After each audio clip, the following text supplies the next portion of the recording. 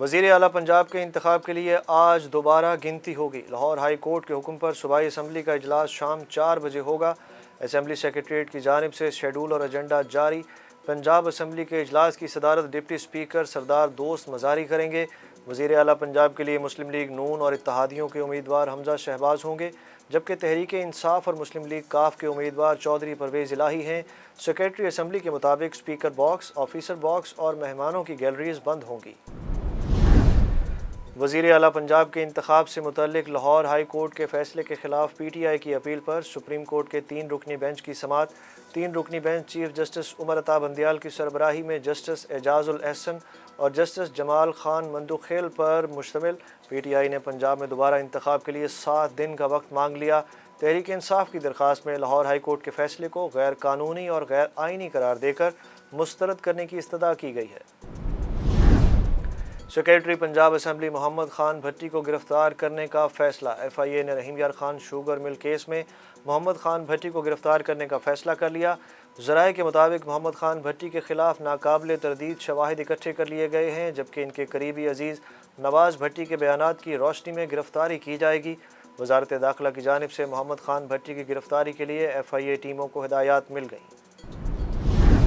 Supreme court میں منحرف اراکین کی الیکشن کمیشن فیصلے کے خلاف درخواستیں سماعت کے لیے مقرر۔ درخواستوں پر چیف جسٹس عمر عطا بندیال کی سربراہی میں 3 رکنی بینچ 5 جولائی کو سماعت کرے گا۔ بینچ میں جسٹس محمد علی مظہر اور جسٹس امین الدین خان شامل ہیں۔ حکومت نے مہنگی پیٹرولیم مصنوعات مزید مہنگی کر دیں۔ پیٹرول کی قیمت میں 14 روپے 85 پیسے اضافہ، نئی قیمت 248 روپے 76 پیسے فی لیٹر۔ ڈیزل کی قیمت میں 13 روپے 23 پیسے اضافے کے بعد نئی قیمت 276 روپے 54 پیسے ہو گئی، جبکہ مٹی کے تیل کی قیمت میں 18 روپے 83 پیسے کا اضافہ ہوا۔ وزیر اعظم شہباز شریف سے army chief general Qamar Javed Bajwa کی ملاقات میں ملک کی سیکیورٹی صورتحال سمیت اہم امور پر بات چیت کی گئی۔ شہباز شریف نے army chief general Qamar Javed Bajwa کو سعودی ایوارڈ ملنے پر مبارکباد پیش کی۔ چینی وفد کے حالیہ دورہ پاکستان کے تناظر میں سی پیک کے حفاظتی انتظامات سمیت امور پر تفصیلی تبادلہ خیال کیا گیا۔ پاکستان تحریک انصاف کے وائس چیئرمین شاہ محمود قریشی نے کہا ہے کہ معیشت دن بدن بگڑتی جا رہی ہے اور حکمران قوم کو گمراہ کر رہے ہیں۔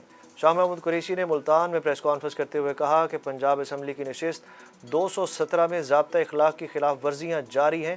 انہوں نے کہا کہ پی ٹی آئی نے ہائی کورٹ کے فیصلے کو سپریم کورٹ میں چیلنج کرنے کا فیصلہ کیا۔ دوبارہ گنتی سے مسئلہ حل نہیں ہوتا۔ پاکستان میں کرونا کیسز کی شرح میں مسلسل اضافہ۔ کراچی میں کرونا بے قابو، کیسز کی شرح 19% سے تجاوز کر گئی۔